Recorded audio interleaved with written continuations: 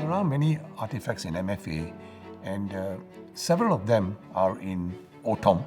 They all have interesting stories.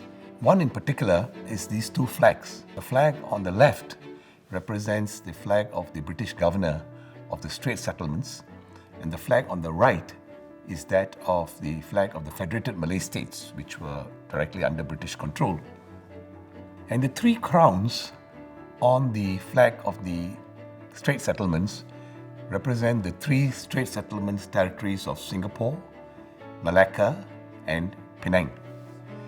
So, when the Japanese occupied Singapore in 1942, the British took down these flags and they hid them. So, for a couple of years, these flags were hidden. They re-emerged in 1945 when the Japanese surrendered, and the flags were then given entrusted to Lieutenant Colonel Geoffrey Sherman, who is a British officer who organized the surrender ceremony by the Japanese at City Hall.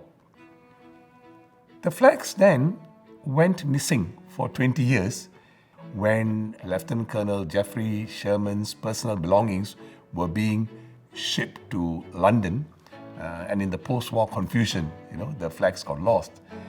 They re-emerged in the 1960s, and the son of Lieutenant Colonel Geoffrey Sherman, Mr. Nicholas Sherman, then donated these two flags to MFA.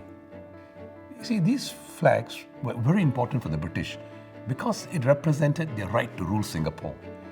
And that is why, when the Japanese occupied Singapore, they were trying very hard to look for these two flags, to deny the British that right to rule Singapore. And I think the British took great satisfaction in the fact that they were able to hide these flags from the Japanese, and the Japanese were not able to get hold of them.